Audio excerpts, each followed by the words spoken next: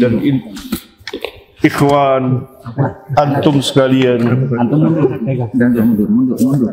guru dari kaum muslimin telah wafat dan berpulang ke rahmatullah.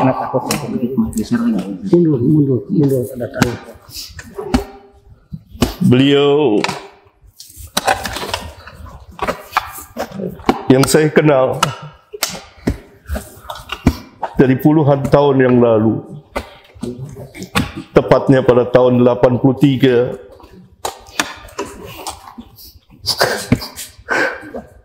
kami bertemu di perpustakaan, di tempat yang dipenuhi dengan kitab-kitab para ulama.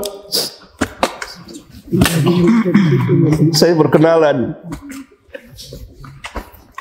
karena sejalan dan bercita-cita untuk ad-da'wah ilallah, maka kami saling berbagi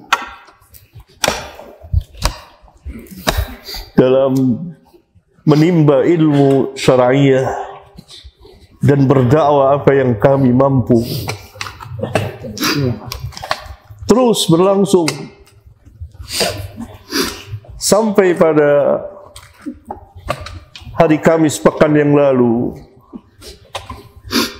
saya sempat bertemu, menjenguknya dan berbicara, memberikan kabar gembira. Absyir ya Ustaz, antum telah berbuat apa yang antum telah buat.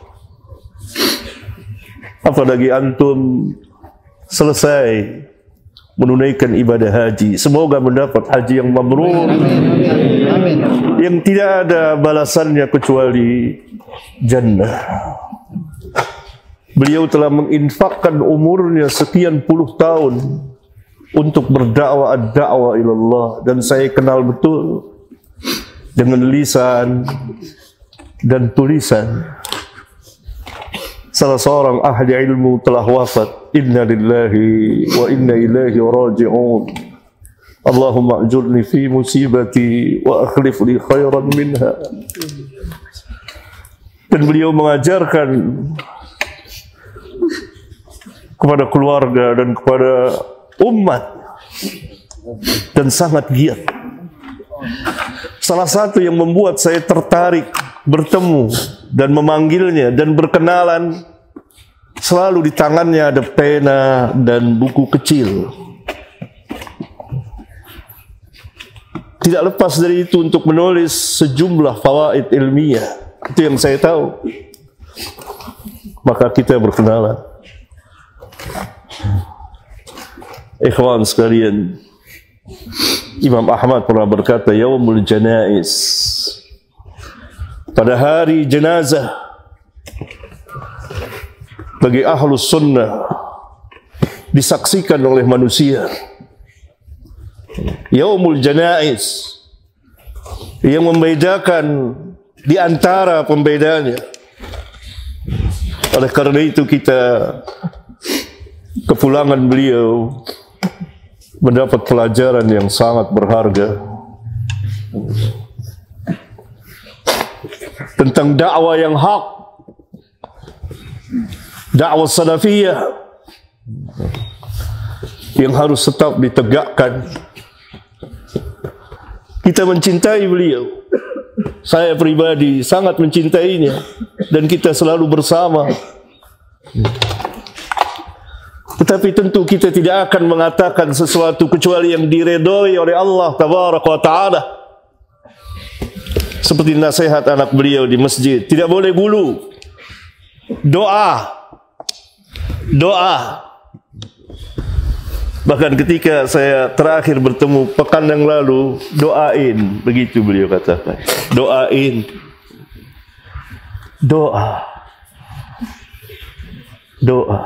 Oleh karena itu Rasulullah SAW apabila selesai menanam, beliau berhenti sejenak dan beliau bersabda kepada para sahabat, istaghfiru li akhikum wasalu lahu at-tasbih fa innahu al-an yus'al. Mohonkanlah ampunan untuk saudaramu dan minta kepada Allah tasbit, keteguhan, kekuatan. Fa innahu al-an yus'al, karena sekarang dia sedang ditanya. Ini yang kita lakukan, memohonkan ampun, meminta kepada Allah agar beliau mempunyai keteguhan dalam menjawab pertanyaan dua malaikat yang mulia, Munkar dan Nakir. Dan Nabi dalam hadis yang lain, di samping jenazah, beliau menangis, air matanya membasahi tanah. Dan beliau mengatakan, untuk yang seperti inilah, pada hari inilah kamu mempersiapkan diri. Nabi SAW mengatakan kepada para sahabat, yang Allah jamin jannah, bagaimana dengan kita? Ini yang kita ambil pelajaran. Dengan penuh kekhusyuan, jangan teriak-teriak suara berisik. Karena ini ibrah yang sangat dalam. Kita berduka dengan kepulangan Ustaz Yazid rahimahullahu ta'ala.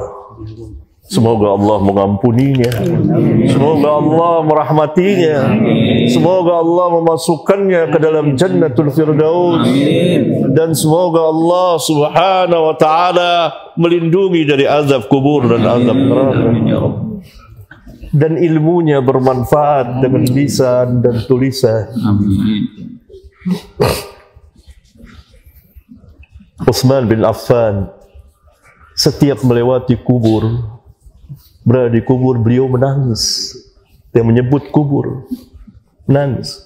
Ditanya, kenapa engkau menangis ketika disebut kubur atau berada di kubur? Dan ketika disebut neraka, kau tidak menangis. Maka Utsman menjelaskan sabda Rasulullah SAW bahwa kubur adalah tempat yang pertama kali dari tempat-tempat akhirat yang akan dikunjungi oleh semua manusia.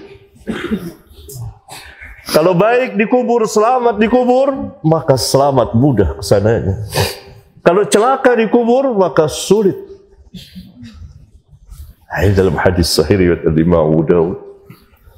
Semoga Allah subhanahu wa ta'ala melampangkan perjalanan saudara kita ini, dan kita mendapat pelajaran yang berharga, ikhwan. Pertama, dari dakwah yang hak, tetaplah berada di dakwah yang hak. Bagi para ustaz, para da'i, tetap mendakwakan dakwah salafiyah. Bagi kaum muslimin, ikuti manhaj ini, karena manhaj ini manhaj yang hak, manhaj para sahabat radhiyallahu anhum ajma'in. Yang kedua, kita mendapat pelajaran kematian, bahwa semua kita akan seperti, entah kapan waktunya. Tidak ada yang tahu perkara yang gaib. Saya Kamis kemarin meminta izin pada anak beliau, dia berada di ruang ICU. Hati saya gelisah. Kenapa hati saya gelisah? Saya harus ketemu, saya harus minta izin kepada anak beliau. Biar gimana saya harus ketemu. Saya berangkat. Saya masuk bersama Ustaz Zamzami dari Pekanbaru, yang juga dari Pekanbaru datang kemari untuk menjenguk. Beliau dicintai banyak orang. Maka saya melihat, tenang hati saya. Bahkan 2 jam berselang 3 jam, beliau telepon, Papi, Abah sudah meninggal. Kita tidak ada yang tahu perkara yang gaib. Rahasia Allah, dan ada hikmah di balik itu. Perjalanan beliau panjang sekali, berlika-liku, suka dan duka. Doakan semoga Allah menerima amal kebaikan beliau, menghapuskan kesalahan beliau, dan beliau menjalani sakit yang Nabi SAW mengatakan sakit itu dapat menghapuskan dosa. Semoga bersih ketika beliau wafat. Wassalamualaikum warahmatullahi wabarakatuh. Waalaikumsalam warahmatullahi wabarakatuh.